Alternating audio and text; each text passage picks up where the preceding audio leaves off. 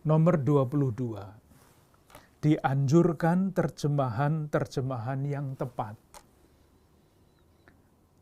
Kitab suci, kita semua tahu, Perjanjian Baru ditulis dalam bahasa Yunani. Kitab suci Perjanjian Lama ditulis di dalam bahasa Ibrani. Menerjemahkan suatu teks yang begitu penting itu sangat dahsyat, sulit bukan main. Dengan mempertimbangkan bukan sekedar menerjemahkannya secara harafiah, kata ini bahasa Indonesianya begini, bukan, tetapi bagaimana pesan yang termuat di dalam bahasa asli itu dapat ditangkap dan disampaikan kepada pendengar yang mempunyai bahasa yang berbeda, dan dengan demikian mempunyai cara dari tempat yang berbeda dan mempunyai latar belakang budaya yang berbeda. Tidak mudah. Kalau pernah menerjemahkan suatu buku ke dalam bahasa lain, itu bisa memahami kesulitannya. Oleh karena itu, terjemahan-terjemahan kitab suci itu ada bermacam-macam. Dalam bahasa Inggris itu ada macam-macam versi. Dalam bahasa Indonesia itu syukur kepada Allah sampai sekarang hanya ada satu versi. Karena apa? Sebelum tahun 70-an, Gereja Katolik itu mempunyai ahli-ahli kitab suci yang menerjemahkan sendiri.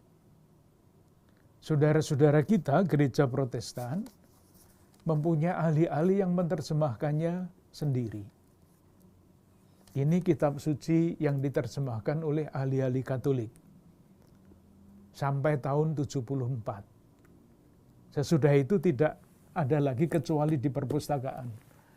Karena sesudah itu dalam rangka persatuan gereja sebagai simbol yang sangat dahsyat maknanya, Gereja Katolik, ahli-ahli kitab Katolik, dan tentu saja konferensi wali gereja mengatakan, sudahlah terjemahan yang kita buat itu selesai. Kita bergabung, artinya ahli-ahli Katolik bergabung dengan ahli-ahli Protestan di dalam Lembaga Alkitab Indonesia untuk menerjemahkan bersama-sama, kecuali yang Deuterokanonika, karena ahli-ahli Protestan tidak mengakui itu. Jadilah terbitan ini, terbitan bersama, dan pada bagian depan ditulis terjemahan ini diterima dan diakui oleh Konferensi Wali Gereja Indonesia. Jadi sekarang kita mempunyai satu terjemahan resmi, dan yang terjemahan lama dari Gereja Katolik masih ada di perpustakaan untuk studi, karena terjemahan itu sangat berharga.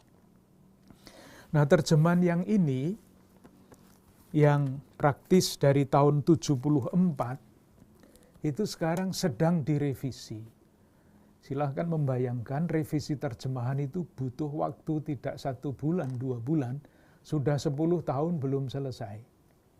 Belum nanti sosialisasinya, belum kesulitannya kalau mengundang sesudah diterjemahkan dari bahasa asli ke bahasa Indonesia, nanti masih konsultasi lagi dengan ahli-ahli bahasa. Ini kalau begini, ini maksudnya apa? Kalau begini bisa dimengerti bagaimana? Prosesnya panjang. Tetapi gereja sangat menganjurkan terjemahan yang tepat. Terjemahan yang tepat itu tidak mudah. Dibaca juga kadang-kadang kalimatnya sudah baik secara bahasa Indonesia, tetapi maksudnya tidak jelas. Maka diusahakan juga terjemahan dalam bahasa Indonesia sehari-hari. Itu dalam bahasa pergaulan.